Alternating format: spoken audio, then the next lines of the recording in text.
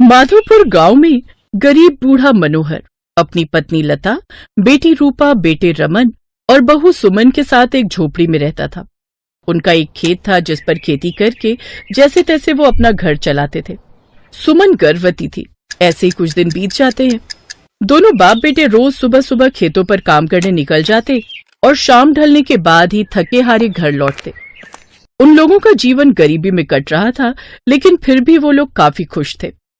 बाबूजी, इस बार हम गरीब किसानों ने अपने खेत में जो भी बोया है उसकी फसल बढ़ चढ़कर हुई है। सच भैया? फिर तो इस बार हम फसल का पर्व मनाएंगे ना? हमारे घर में मालपुआ, पूरी, पनीर पकवान बनेंगे ना? हाँ छोटी, इस बार हम जरूर फसल पर्व मनाएंगे। ये कहकर वो कुछ देर बाद बाहर चला जाता है और रोने लगता है। मनोहर भी उसके पीछे पीछे आ जाता है। अरे क्यों इन सबको झूठा दिलासा दे रहा है रमन? तू अच्छे से जानता है हम किसानों का भाग्य फूटा हुआ है। मिट्टी में खून पसीना बहाकर बंजर मिट्टी में सोना हम उपजाते हैं। मेहनत हम करते हैं और फल वो लालची कपटी मुखिया खाता है। ऊपर से अपनी जमीन का लगान भी हमें ही देना पड़ता है और हम इसके खिलाफ आवाज भी नहीं उठा सकते। सही कहा बाबा, लेकिन ऐसा कब तक चलता रहेगा?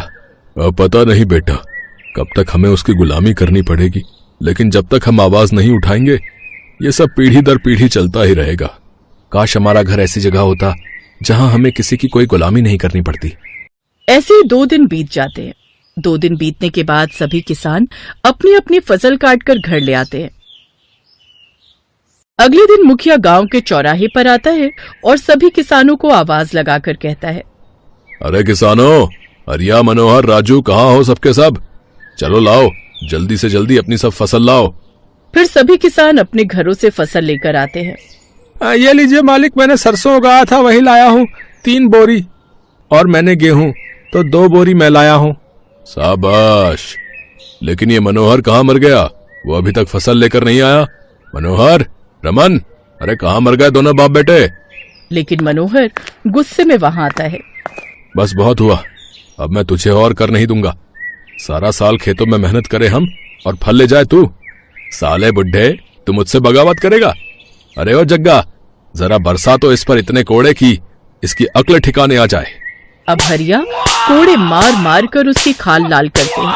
बूढ़ी पत्नी आशा और उसका बेटा रमन रो रो कर मिन्नतें करने लगते हैं। छोड़ दो मेरे बाबूजी को, मत मारो इन्हें। छोड़ दो मेरे पति को, अब गरीबों को यूं सताकर तुम्हें कुछ नहीं मिलेगा। बस मुखिया जी, अब हम तुम्हें अपनी फसल का एक भी कण नहीं देंगे और ना ही आपके जुर्म सहेंगे। अच्छा, अब तेरी भी जुबान चलने लगी? इन लोगों का बड़ा मुंह चलने लगा है। एक काम करो, इन्हें इस गांव से ही बाहर फेंक दो ताकि इन्हें अच्छे से सबक मिले।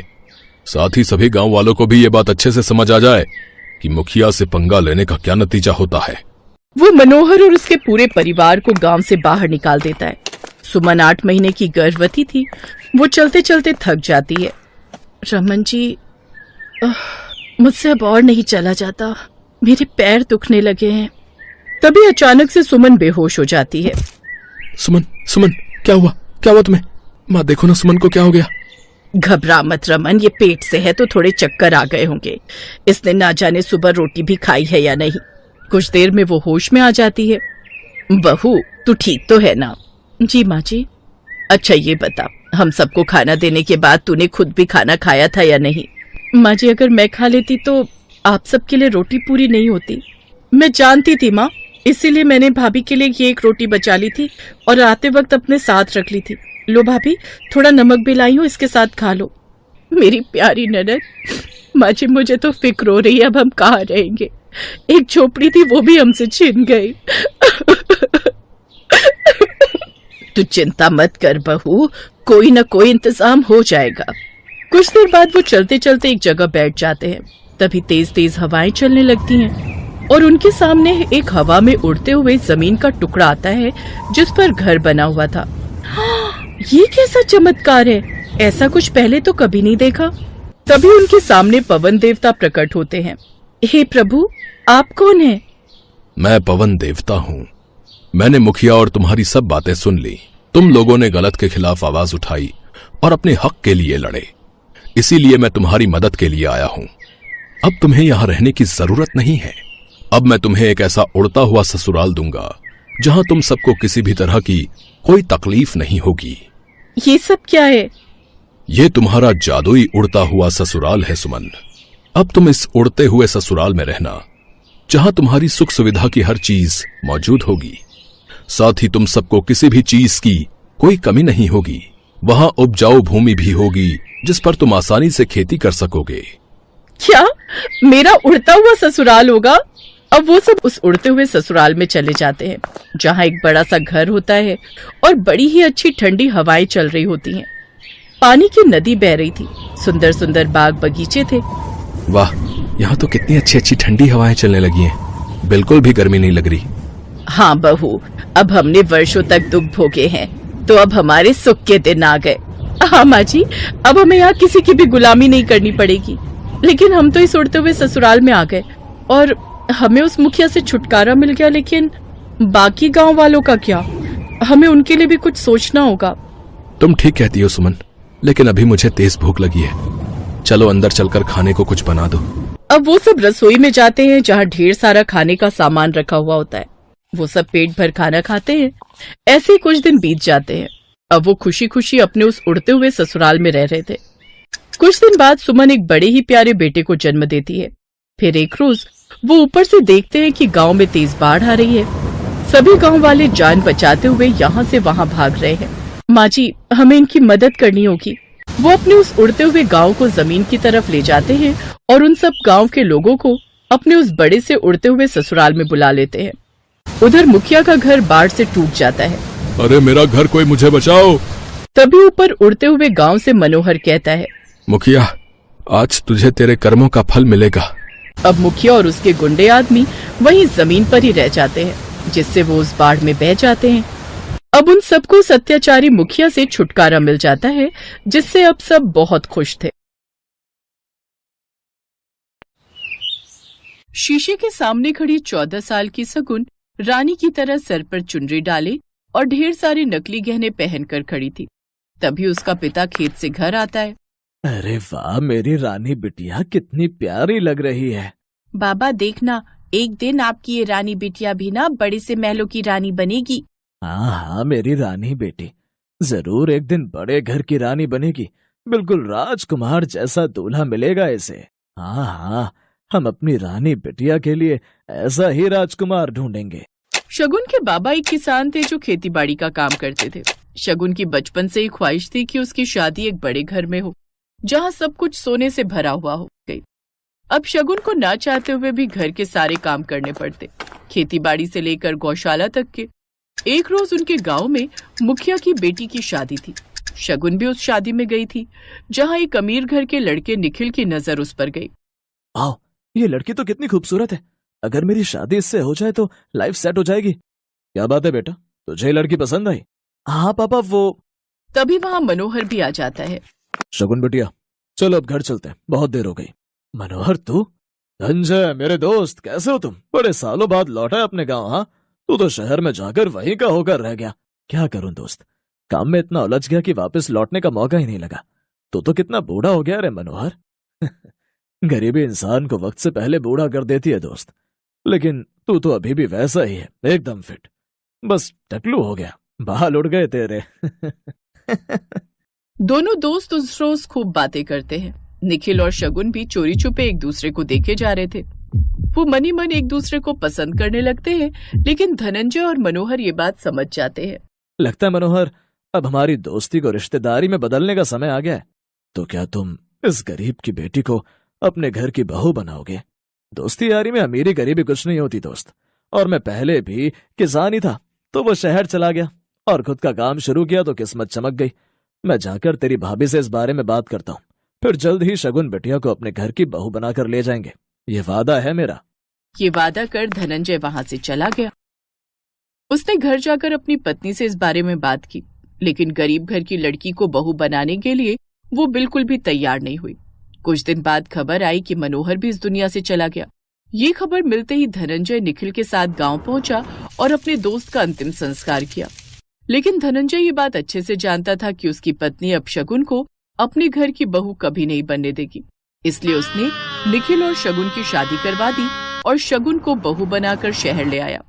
शगुन का बचपन का सपना पूरा हो गया और अब वो बड़े घर की बहू बन गई, लेकिन उसकी सास को वो पसंद नहीं थी। तुम अपने दोस्त की मैयत में गए थे या उस गरीब की बेटी को बहू बनाने? तमीज से बात करो उर्मिला, अब वो इस घर की बहू है। बड़ी बहू, जाओ अपनी देवरानी का गृह प्रवेश करवाओ। जी पापा जी।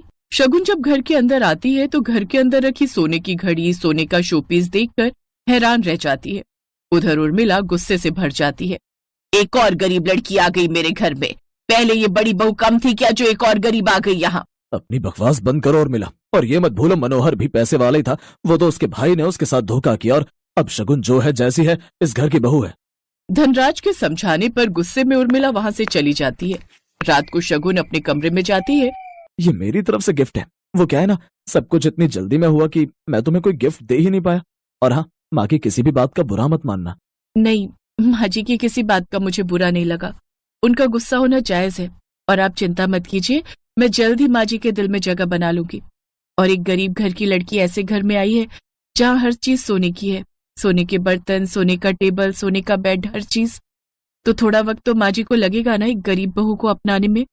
शगुन अपने सोने से भरे ससुराल की चकाचौंध देखकर बहुत खुश होती है। अगले दिन, शगुन, आज आपकी मुंह दिखाई की रस्म है। ये लो, इस सोने की थाल में तुम्हारे लिए बहुत सारे सोने के गहने हैं। तुम इनको पहनकर तैयार हो जाना। कुछ ही देर में गेस्ट आते ही होंगे तुम्हारी मुंह दिखाई के लिए। इतने सारे गहने मेरे लिए जेठानी जी? सचमुच हम दोनों तो बड़ी ही किस्मत वाली हैं जो ऐसा सोने से भरा ससुराल हमें मिला है। शगुन, आज तुम ये चकाचौंध देखकर, अपने सोने की चीजों से भरे ससुराल को देखकर खुश हो, लेकिन आगे चलकर यही तुम्हारे दुख की वजह भी बनेगा। वाह, ये तो बड़े अच्छे घर में आ गई तू शगुन। यहाँ तो सब कुछ सोने का ही है, और अगर मैं वही अपने रिश्तेदारों के साथ रहती तो जिंदगी भर उनकी बातें ही सुनती रहती। हे राम, ये तो इतने सारे गहने हैं। इतने गहने पहनकर तो मैं थक ही जाऊंगी। ऐसा करती हूँ, ये सोने का सेट ही पहन लेती हूँ। ये रानी हार, कमरबंद, इतना सब तो मैं नहीं पहन पाऊंगी।